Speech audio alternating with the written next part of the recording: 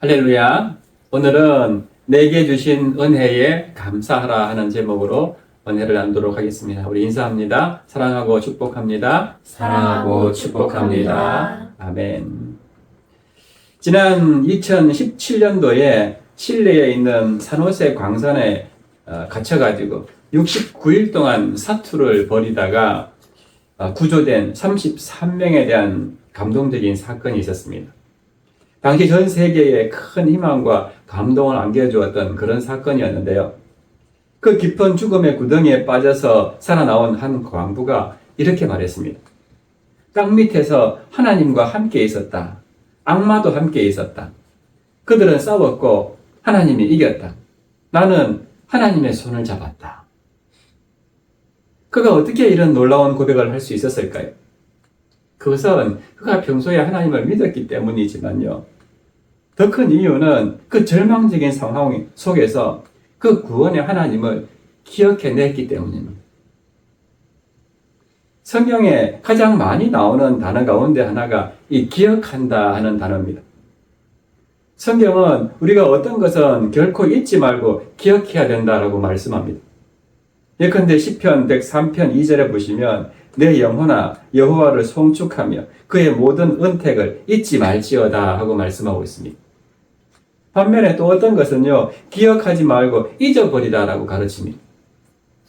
이사야 43장 18절에 보시면 우리가 새로운 인생을 살기 위해서는 너희는 이전 일을 기억하지 말며 옛날 일을 생각하지 말라 하고 가르치고 있습니다.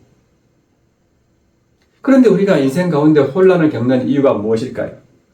그것은 우리가 기억해야 할 것은 기억하지 못하고 잊어버리고 살고, 반면에 잊어버려야 되는 것은 잊지 않고 기억하며 살기 때문에 그렇습니다. 오늘 우리가 함께 읽은 본문 말씀에는 예수님을 만나서 치유를 경험했던 10명의 나 환자에 대한 내용입니다.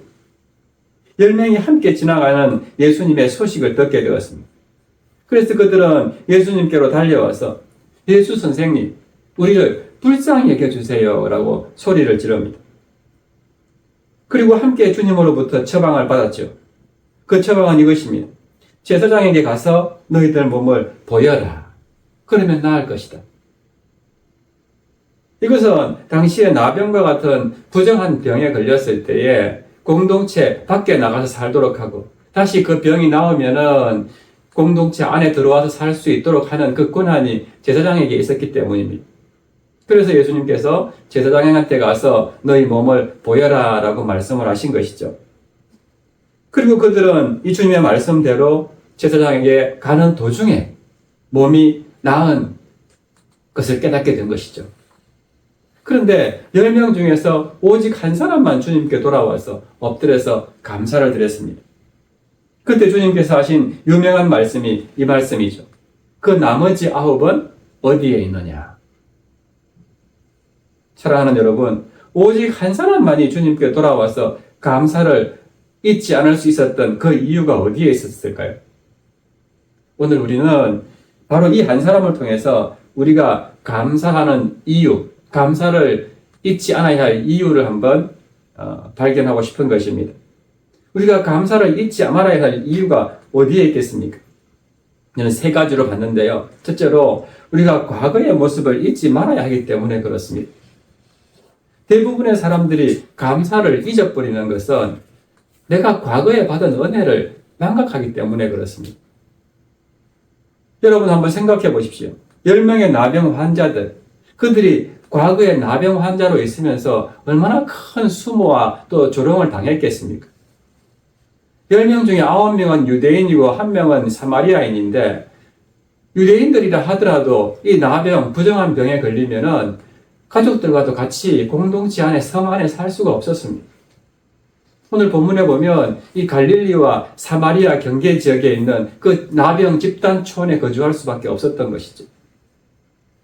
그러면서 이 나병 환자들은 일반 건강한 사람들과 함께 어울리지 못합니다. 길을 가다가도 나병에 걸린 사람은 부정하기 때문에 50m 이상 떨어져서 걸어갔다는 것입니다. 그렇게 사람들로부터 멸시받고 천대받고 수모를 받던 그런 사람들이 바로 자신의 과거의 모습이었습니다. 그런데 지금 치유받고 제사장한테 가서 확인받고 다시 사랑하는 가족들과 그 공동체 안에 살게 된 것입니다.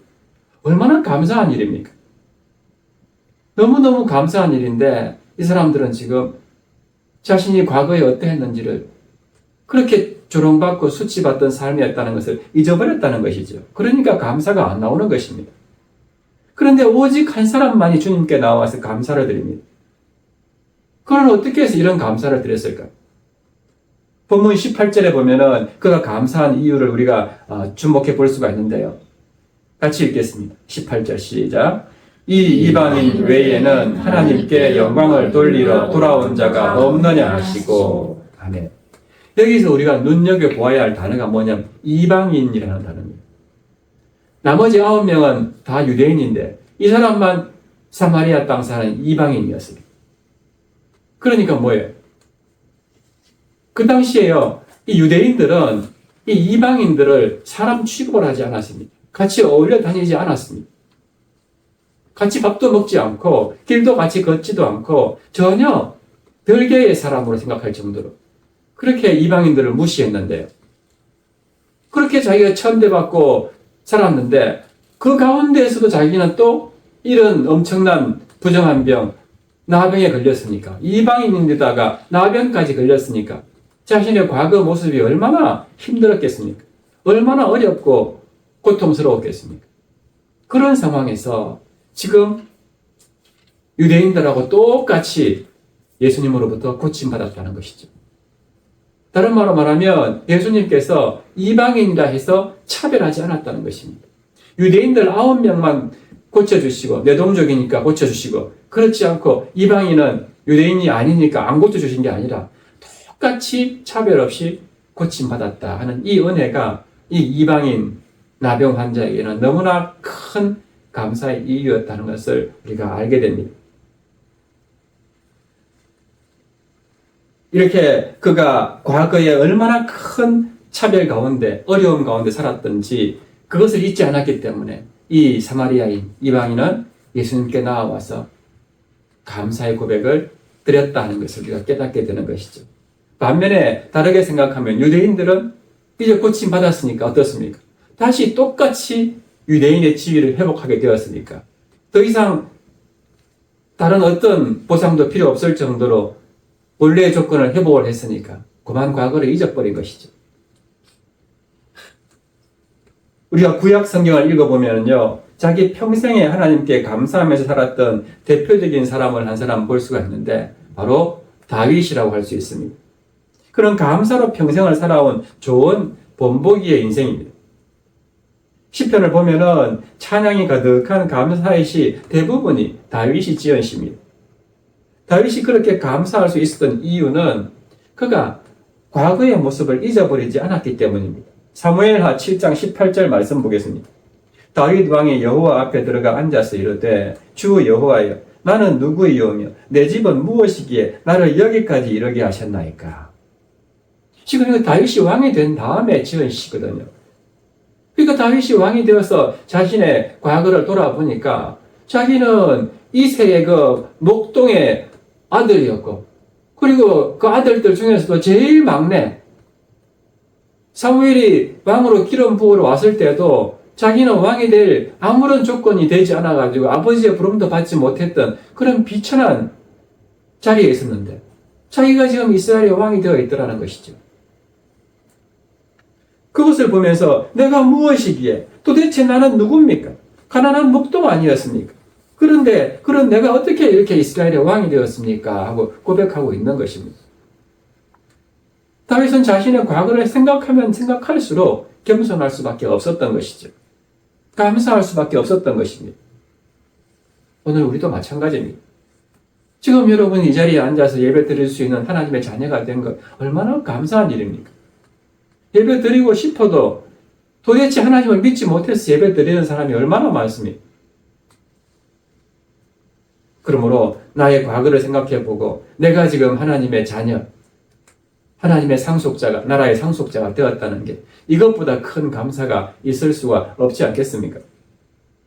반면에 신약 시대의 또 대표적인 이 감사의 인물을 꼽으라면요, 사도 바울을 들 수가 있습니다. 이 바울은 보다 더 근본적이고 본질적으로 우리가 감사해야 될 이유를 이렇게 말씀합니다. 에베소서 2장 11절과 12절 말씀 보세요. 그러므로 생각하라. 너희는 그때에 육체로는 이방인이요 손으로 육체에 행한 할례를 받은 무리라 칭하는 자들로부터 할례를 받지 않은 무리라 칭함을 받는 자들이라. 그때 너희는 그리스도 밖에 있었고 이스라엘 나라 밖의 사람이라. 약속의 언약들에 대하여는 외인이요 세상에서 소망이 없고 하나님도 없는 자이더니. 여기서 생각하라 하는 것은 잊지 말라 하는 뜻입니다. 기억하라는 것입니다. 뭘 기억하라는 겁니까? 너희들이 과거에 이방인이었다는 것입니다. 유대인이 아니었다는 것이죠. 할례 받은 그 유대인들, 그 사람들이 하나님의 선택받은 백성이라는 그런 표시를 가지고 있었는데 너희는 할례도 받지 않았다. 하나님의 약속의 언약의 말씀인 율법도 모르지 않느냐. 아무것도 모르는 너희들이었는데 그런데 너희들이 어떻게 유대인들과 똑같은 하나님 나라의 백성이 되었느냐. 그걸 생각해 보라는 것입니다. 그만큼 큰 은혜가 어디에 있냐는 것이죠. 도저히 너희들은 하나님의 선택받은 백성의 범주에 들어갈 수 없는 존재였는데 오직 예수 그리스도의 은혜의 복음 때문에 너희들이 똑같은 하나님 나라의 백성이 되지 않았느냐라고 사도 바울이 이야기하고 있는 것입니다. 오늘 우리도 마찬가지잖아요. 내가 어느 날 인생의 도상에서 예수 그리스도를 만났어. 지금 이 자리에 있는 거 아닙니까? 하나님의 자녀가 되어서 영원한 생명에 대한 소망을 가지게 되었습니다. 그러므로 그 사실을 우리가 기억한다면 다른 어떤 상황 가운데서도 감사하지 않을 수가 없다 하는 것이죠. 그것이 바로 과거를 우리가 잊지 않을 때, 과거를 생각할 때, 내가 어떤 존재였던가 하는 것을 다윗처럼 생각할 때 항상 우리 입에서는 감사의 고백이 터져나올 수밖에 없다 하는 첫 번째 이유인 것입니다. 두 번째로는 현재의 감동을 붙들고 살아야 하기 때문입니다. 여러분, 우리가 감사의 영성으로 한평생을 살려고 한다면은 과거를 잊지 않고 살아가는 것도 중요하지만은 현재에 임하는 감동도 놓치지 말아야 됩니다. 그 감동을 우리가 붙들고 살 줄 알아야 된다는 것인데요. 우리는 때때로 행복감을 느끼죠. 나는 행복합니다. 이런 행복의 느낌이라는 것은 순간순간 나한테 임하는 감동을 붙잡고 살 때에, 내가 그 감동을 느끼며 살 때에 이런 고백을 할 수가 있는 것이죠. 아무리 나한테 좋은 일이 벌어져도 그게 전혀 나한테 감동으로 다가오지 않는다면 그런 사람들은 행복하지 못할 것입니다. 오늘 본문을 주의 깊게 살펴보시기 바랍니다. 10명의 나병 환자가 치유를 경험한 것이 어떻게 묘사되고 있습니까? 14절 보세요. 보시고 이르시되 가서 제사장들에게 너희 몸을 보이라 하셨더니 그들이 가다가 깨끗함을 받은지라. 여기서 중요한 건요, 가다가라는 단어입니다. 가다가. 이 가다가라는 단어를 히브리말 원문에 보면은 현재 부정사로 되어 있습니다. 우리로 치면 현재 진행형과 비슷한 표현이라고 생각하시면 됩니다. 그러니까 그들이 예수님의 말씀을 듣고 제사장에게 가던 도중에 나음을 입었다 하는 것입니다. 그들은 제사장을 만나러 가는 길 가운데서 갑자기 내 몸이 깨끗해졌다 하는 것을 깨닫게 된 것이죠. 내 몸이 달라졌네. 사마리아뿐만 아니고 9명의 유대인들도 똑같은 생각을 했을 것입니다. 내 몸이 갑자기 깨끗해졌네. 이런 생각이 다 들었을 것입니다. 진짜로 나을 거라고 했던 그분의 말씀이 맞네 하면서 얼마나 마음속에 감사가 생겼겠습니까? 그런데 여기서 나타난 반응이 갈라지죠. 한 사람은 그 자리에서 바로 돌이켜서 이건 분명히 하나님의 역사하십니다. 도저히 사람의 손길로는 고칠 수 없는 질병인데 이게 어떻게 나을 수가 있어? 분명히 그분은 하나님이 보내신 특별한 능력자이시다 하는 것을 깨닫고 예수님께로 돌아와서 감사의 고백을 했는데 나머지 9은 어떻게 됩니까?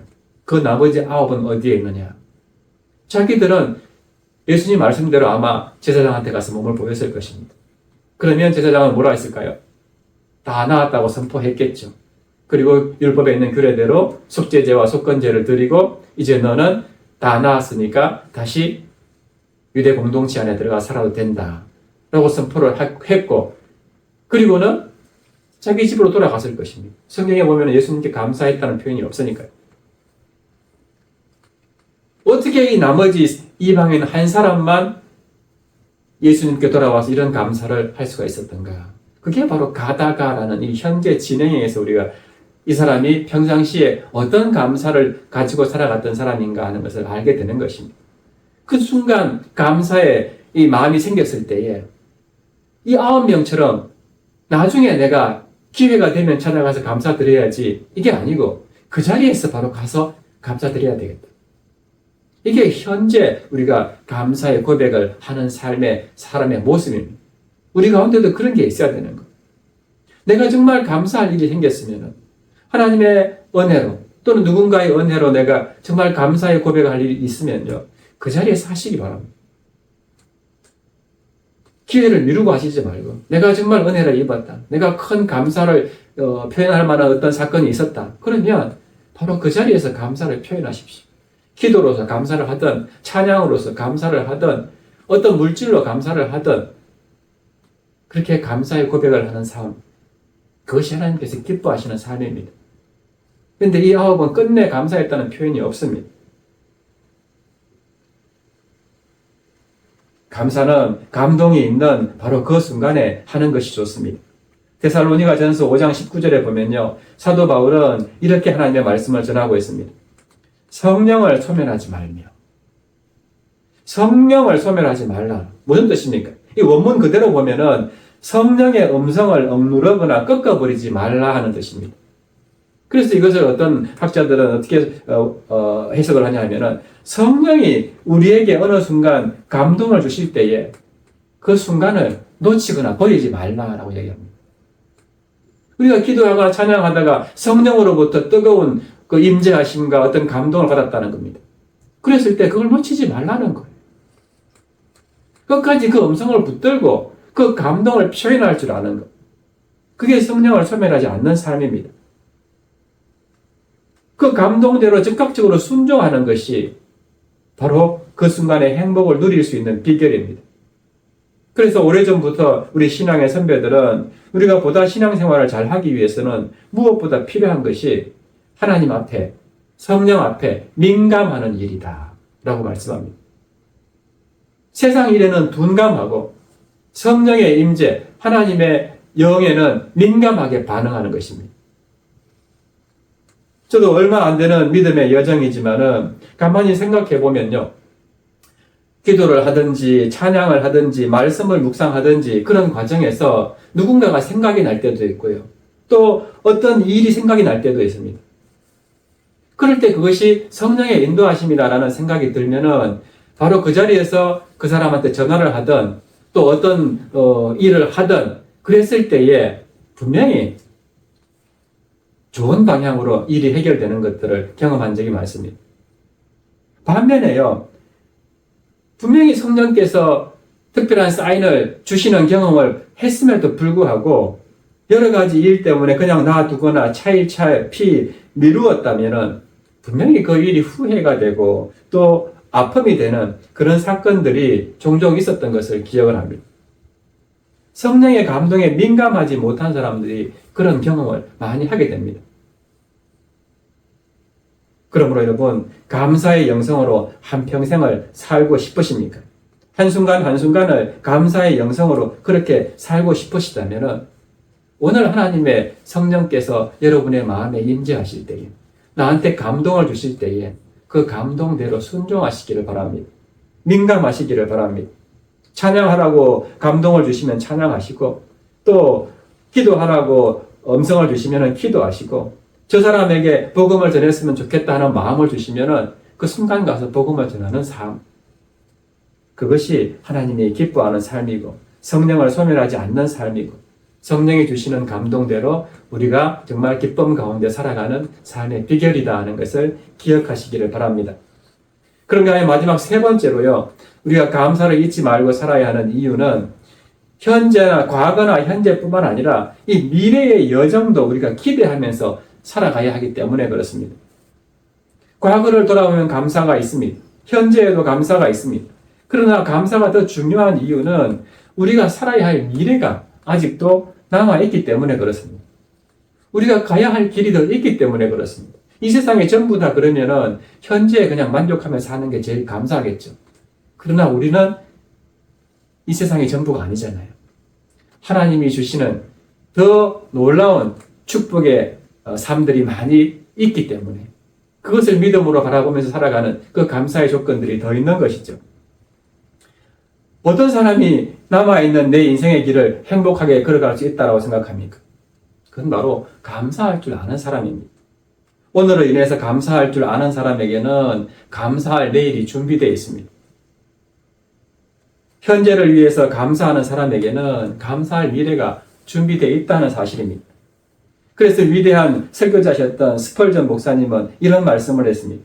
내가 촛불을 인해서 감사하면 하나님은 달빛을 주시고 내가 달빛을 인해서 감사하면 하나님은 햇빛을 주신다.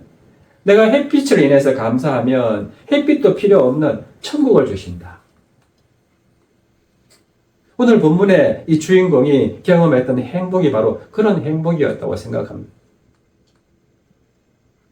그가 육체의 치료를 받자마자 곧장 돌아와서 주님 앞에 엎드려서 감사를 드렸고, 그러니까 주님이 뭐라고 말씀합니까? 19절 말씀 보세요.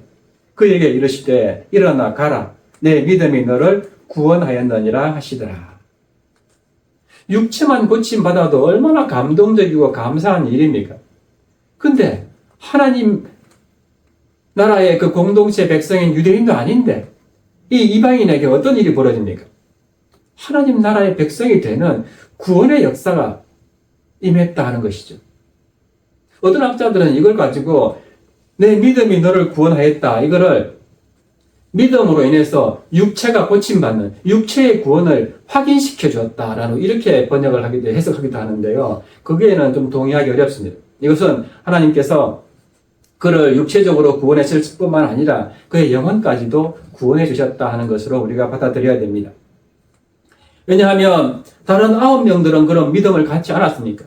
다 믿음을 가졌는데 오히려 그 사람들은 자기 육체만 구원받고 영혼은 구원받지 못했다라고 우리는 볼 수밖에 없습니다. 그런데 유독 한 사람에게만 이렇게 믿음으로 선포하셨다 하는 것은 그가 육체의 치유를 받음으로써 예수님께 돌아와서 예수님이 바로 하나님이 보내신 특별한 능력의 사람이라는 것. 자기가 믿어왔던 그런 메시아가 아닌가 하는 믿음이 있었기 때문에 그분 앞에 엎드렸고 또 자기의 모든 인생을 이제 내가 그분께 맡겨야 되겠다 하는 믿음이 있었던 것으로 보여지는 것이죠. 그래서 이제 앞으로 나의 모든 삶을 이분께, 이 예수님께 의지하고 걸어갈 준비가 되어 있다라고 그 앞에 엎드려서 그렇게 고백했던 것으로 보여지는 것입니다. 주님은 바로 그런 믿음을 보시고 그에게 구원을 선포하신 것입니다. 육체의 치유에 대해서 감사를 했더니 주님께서는 그에게 더 크신 선물, 영혼의 구원까지도 허락하셨더라 하는 것입니다. 그러므로 여러분, 우리가 감사하는 것, 그것은 또 다른 축복의 문을 여는 열쇠가 된다는 것을 기억하시기를 바랍니다. 감사는 바로 축복의 미래를 여는 열쇠입니다. 무엇보다도 본문 18절에서 예수님은 감사를 하나님께 영광을 돌리는 것으로 보셨습니다. 그렇게 볼 때 감사는 우리에게 정말 소중한 것입니다. 그러므로 우리 현실이 답답하거나 짜증나거나 힘들다 할지라도 이 오늘 한 명의 나병 환자처럼 하나님께 먼저 감사의 제단을 쌓아 보시기를 바랍니다. 분명 여러분의 인생이 달라지실 것입니다. 다윗은 시편 23편에서 자신을 푸른 풀밭, 쉴 만한 물가로 인도하시는 하나님을 찬양합니다. 그러나 동시에 사망의 음침한 골짜기로 다니게 하신 하나님을 찬양합니다. 그가 그렇게 고백할 수 있었던 중요한 이유가 뭡니까? 어디를 가든지 무엇을 하든지 언제든지 하나님이 내 인생의 목자가 되신다 하는 사실을 믿었기 때문입니다. 하나님이 내 인생의 목자가 되신다는 걸 믿었더니 결국에는 하나님께서 원수의 목전에서 상을 차려주시고 잔이 넘치는 은혜를 부어주셨다라고 고백하지 않습니까? 그렇습니다. 우리가 감사할 수 있는 것은 푸른 풀밭과 쉴만한 물가가 있기 때문에 감사하는 게 아닙니다. 그렇게만 생각한다면 갑자기 우리 앞에 사망의 음침한 그런 골짜기, 그런 그림자가 엄습해 오게 되면 누가 감사하겠습니까? 전부 다 절망할 수밖에 없을 것입니다. 그러나 기억하십시오. 우리가 감사할 수 있는 것은 바로 그 모든 상황 가운데에서 쉴만한 물가든 푸른 초장이든 사망의 음침한 골짜기든 모든 상황 가운데에서 하나님이 우리의 목자가 되시기 때문입니다. 그것을 믿기 때문에 감사하는 것입니다. 날 때부터 양팔과 양다리가 없는 기형아로 태어난 닉 부이치치라는 사람이 있습니다. 여러분들도 다 책도 읽어보고 아실 것입니다. 그런 자신이 쓴 책, 닉 부이치치의 허그라는 책에서요, 여러분이 저에 대해서 모르는 것이 두 가지가 있다고 했습니다. 하나는 제가 부자라는 것입니다. 돈이 많아서가 아니라 나의 내면에 사랑과 기쁨과 평화가 넘치기 때문입니다. 라고 합니다. 또 하나는 제가 욕심쟁이이기 때문입니다. 왜냐하면 저는 90살 이상 살 겁니다. 아니, 수억 년 살게 될 것입니다. 이렇게 얘기합니다. 참으로 귀하고 아름다운 고백 아닙니까? 어떻게 양팔과 양다리가 하나도 없는 사람의 입에서 이런 고백이 나올 수 있을까요? 근데 분명하고 솔직한 것은요, 저와 여러분은 그런 닉 부이치치보다 훨씬 더 좋은 환경, 훨씬 더 행복한 그런 가정 환경에서 살고 있다는 사실입니다. 그럼에도 불구하고 우리가 행복의 감동을 누리지 못한다면 그 이유가 무엇일까요? 그것은 나에게 베풀어 주신 과거의 은혜, 현재의 은혜, 앞으로 베풀어 주실 은혜에 대한 감사가 없기 때문에 그렇습니다. 사랑하는 여러분, 오늘 성령께서 우리 모두에게 감동을 주셔서 정말 온 몸으로 감사하는 사람, 범사의 감사를 최우선에 두고 생활하는 그런 하나님의 백성이 되게 해주실 것을 축복합니다. 그래서 우리를 통해서 우리 주변에 있는 가족들과 또 교우들과 이웃들이 진정한 행복은 바로 감사에 있다는 것을 알게 하는 그런 예수 그리스도의 참된 제자가 다 될 수 있기를 주님의 이름으로 축원합니다. 그래서 이 시간 우리 함께 찬양할 것은 주의 은혜라. 함께 찬양하고 말씀 생각하면서 기도했으면 좋겠습니다.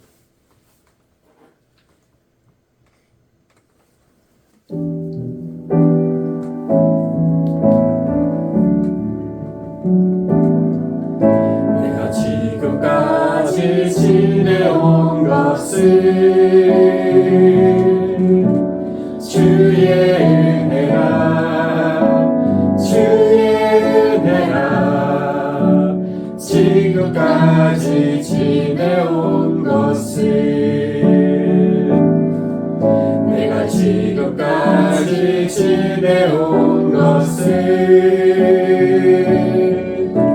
주의 은혜라, 주의 은혜라.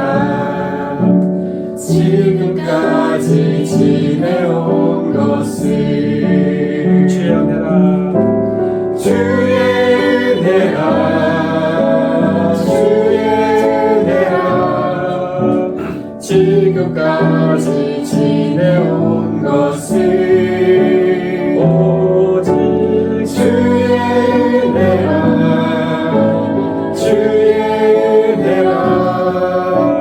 지금까지 지내온 것은 내가 하나님의 자녀된 것은 내가 하나님의 자녀된 것은 주의 은혜라, 주의 은혜라, 주의 은혜라. 하나님의 자녀된 것은 내가 하나님의 자녀된 것은 주의 은혜라, 주의 은혜라. 하나님의 자녀된 것은 주의 은혜라, 주의 은혜라, 주의 은혜라.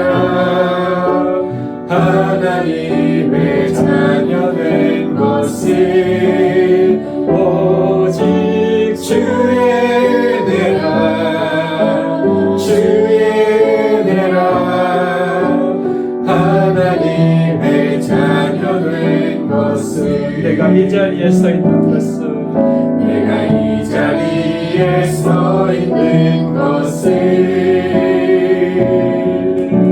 주의 은혜라 주의 은혜라 이 자리에 서 있는 것은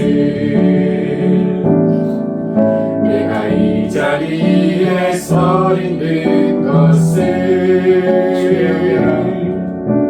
주의 은혜라 주의 은혜라 이 자리에 서 있는 것은 주의 은혜라 주의 은혜라 주의 은혜라 이 자리에 서 있는 것은 오직 주의 은혜라 주의 은혜라 이 자리에 서 있는 것은 아멘. 이 시간 우리 함께 해주신 말씀 생각하면서 기도하겠습니다.